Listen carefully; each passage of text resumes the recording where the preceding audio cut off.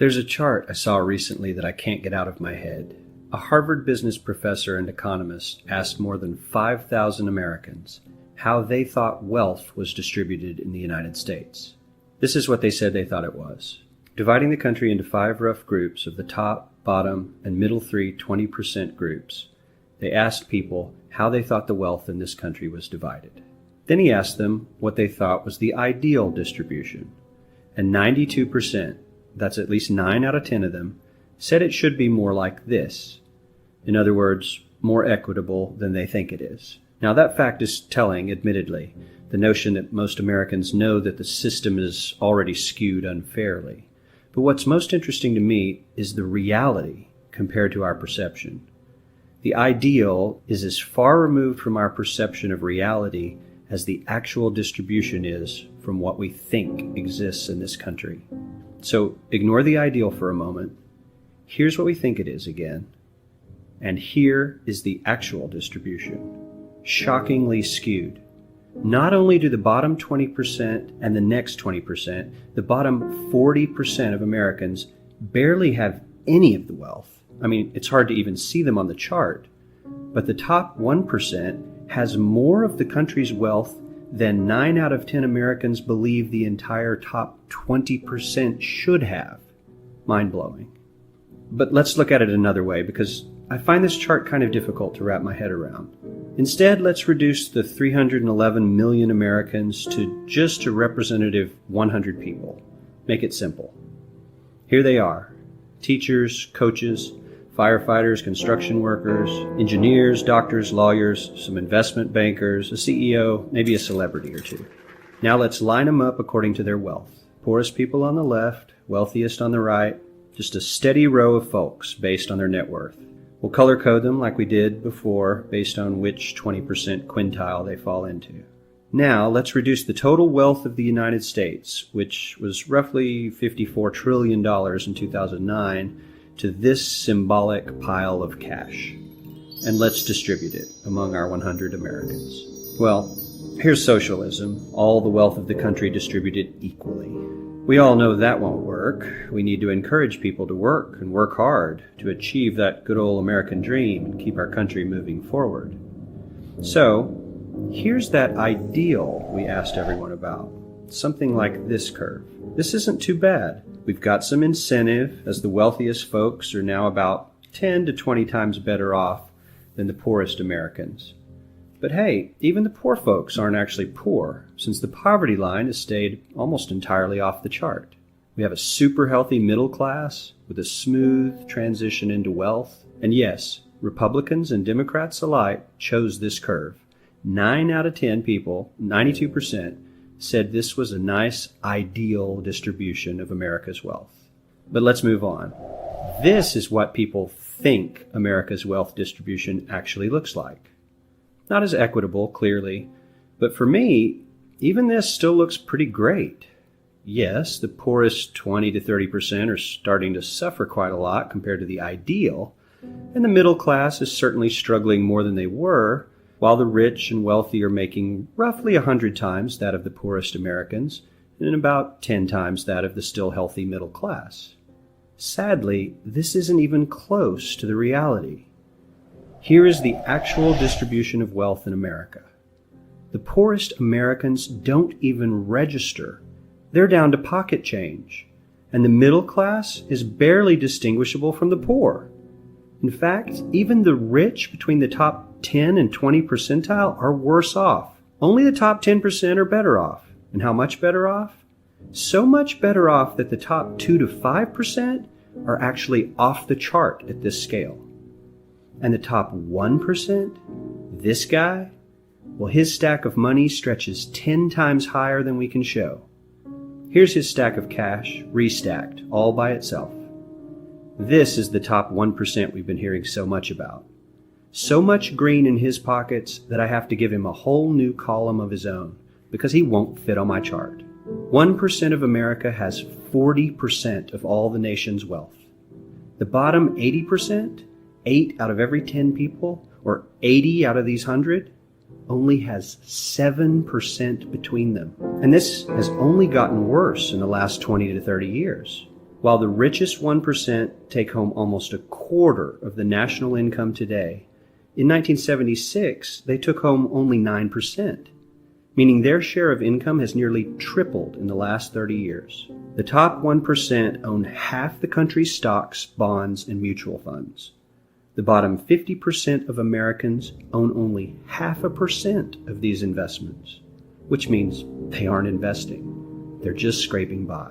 I'm sure many of these wealthy people have worked very hard for their money, but do you really believe that the CEO is working 380 times harder than his average employee? Not his lowest paid employee, not the janitor, but the average earner in his company. The average worker needs to work more than a month to earn what the CEO makes in 1 hour. We certainly don't have to go all the way to socialism to find something that is fair for hardworking Americans. We don't even have to achieve what most of us consider might be ideal. All we need to do is wake up and realize that the reality in this country is not at all what we think it is. Welcome to the L curve. This is a graph of the income distribution of the United States.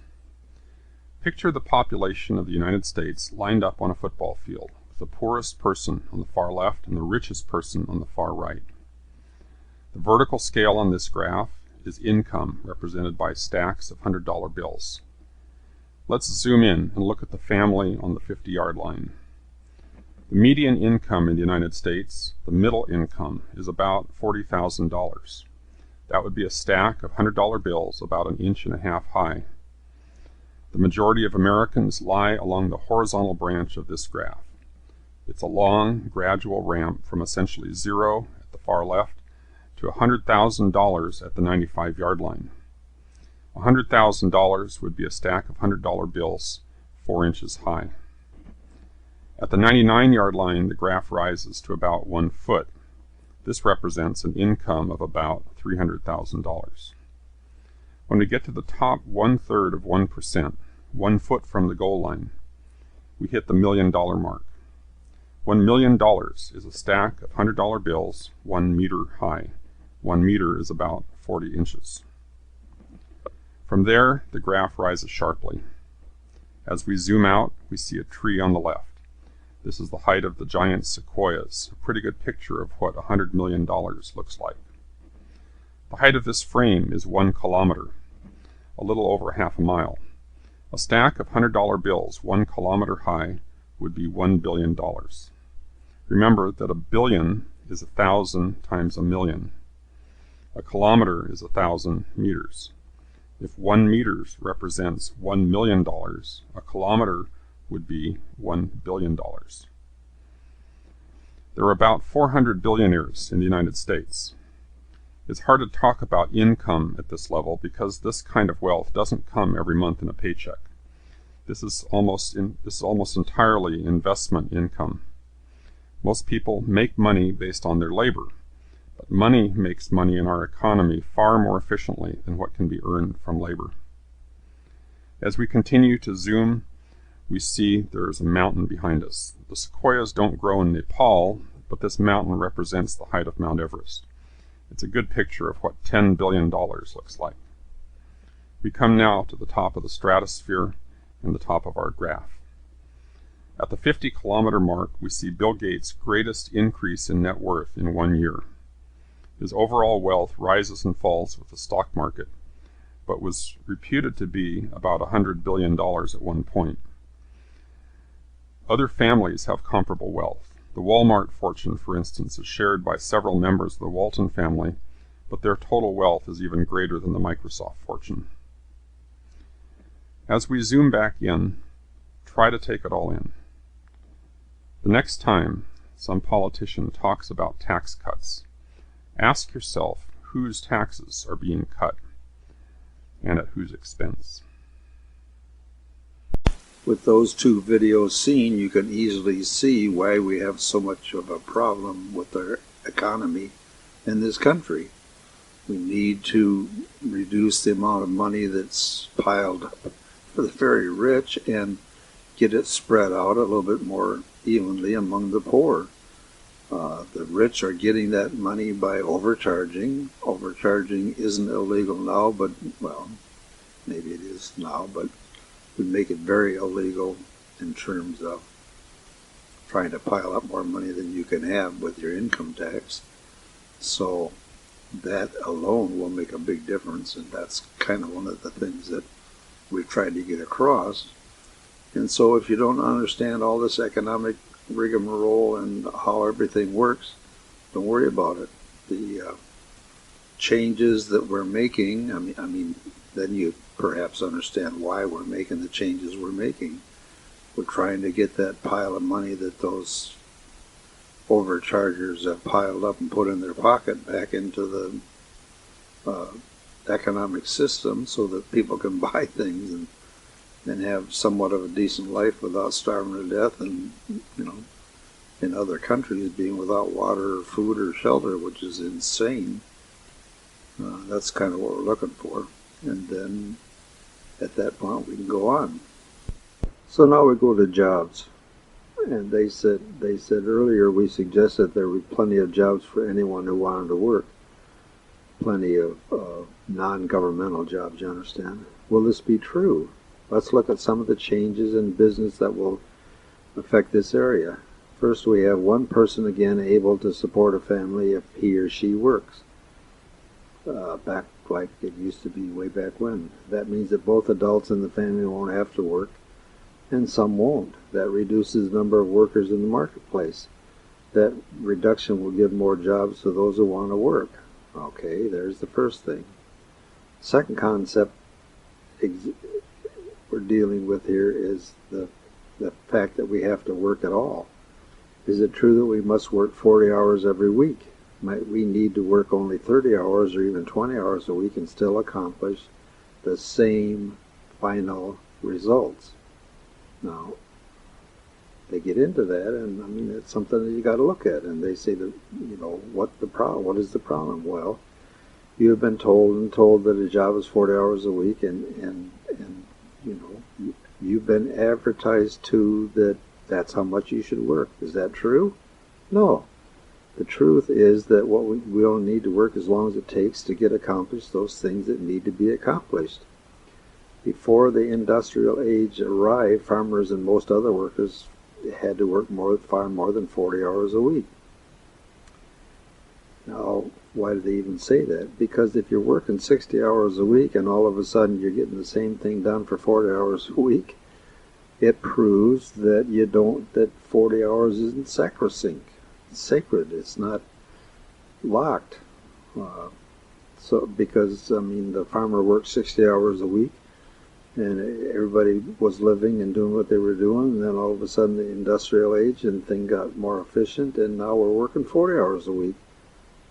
Still have this, I'm going to say still have the same stuff. I mean, there's no question there's way more than we had back when the farmer was farming. So even though we have way more that we think we want, we're working less. So we came, you know, and basically the point that they're making is that 40 hours a week is not sacred. So maybe 40 hours a week, if it isn't sacred, maybe we should be taking a look at it. You know, our robotics, the things that are available that can make the stuff that we want faster and cheaper and better, and we're not working, you know, like one man can do 20 people's job. We might end up working 30 hours a week or maybe even 20 hours a week with the same stuff or more stuff and the same income. You know, that's a concept that nobody's going to be able to handle very well, but, you know, if you stop and think about it, it's true. You know, basically the concept of a 40-hour week is wrong, and basically you might be able to work 20 hours a week and make the same wages, and that's something that needs to be looked at. And that's what they're doing, is they're saying, hey, by the way, take a look at this and just see where you really are. And so they say, and what does that mean? It means that if you're working 20 hours a week and we got machines that have to be 24 hours a day, you're going to have more jobs. Okay, so above are some of the things that will create more jobs. Now we look at some other things that will reduce our needs, and thus perhaps jobs. We're looking at some things that reduce our needs. How those two balance out are unknown. Will we have more jobs and work for everyone, or will we see the need for other things in our life? What are they talking about here? They're saying there's two things. The first thing is, we have the ability to get a lot of things done that people are doing that we can have a robot do, and people don't have to. You see it in the grocery stores, these self-serve machines that, now they got one employee where they had 10, because the machine is scanning things for you and telling, I'm sorry, the machines are scanning things for you, and they give you the total bill, and you pay it, and you walk out the store, and you haven't talked to a person. Well, those 10 people that you just replaced, where are they? If you use that concept, they're home taking care of their children, or they're home, or they're on vacation, or, you've been told that this is the way it has to be, and they're telling you that this is not the way it has to be. This is only the way it is. So they say, how about looking at some of the things that will reduce your needs? And that is, a place where you might end up with less jobs. And so they say that the balancing of these things out, the balancing of more jobs and less jobs, will have to balance out, and we really don't know what will happen there, but the concept is pretty obvious that we're going to have more jobs. So they say, will we have more jobs and work for everyone, or will we see the need for other things in our life? And that was kind of the point. Will we see the need for other things in our life?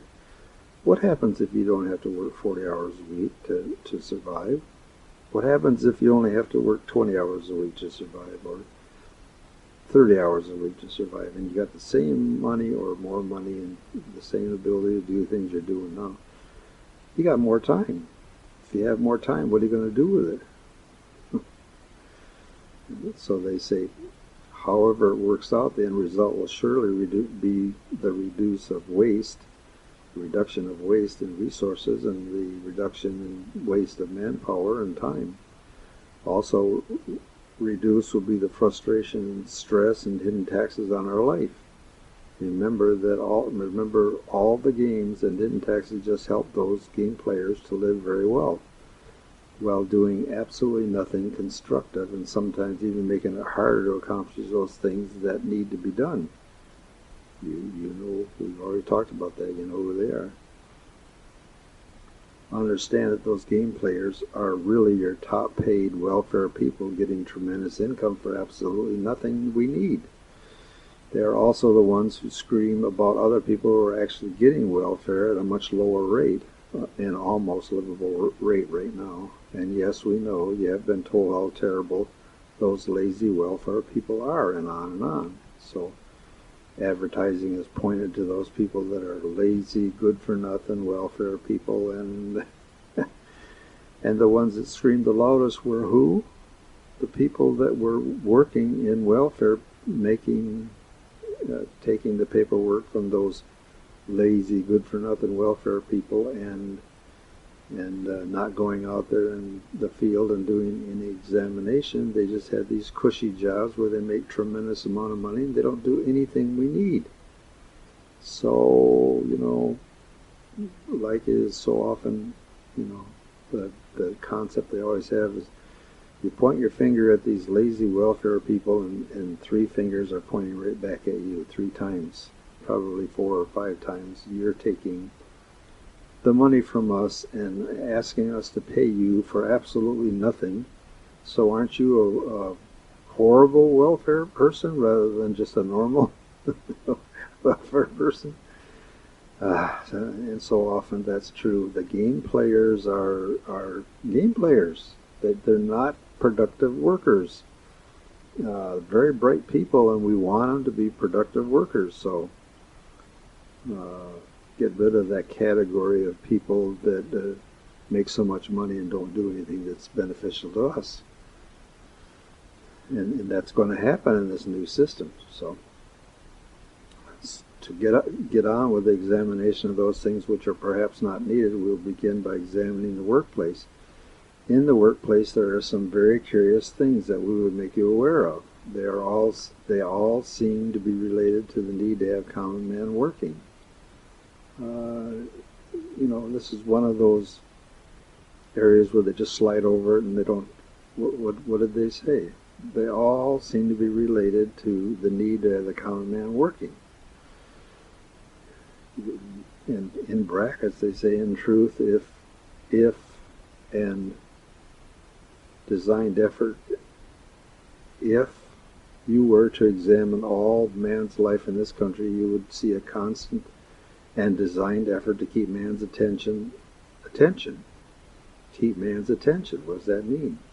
The need to always have man's focus on trivial things of this earth. Keep him busy.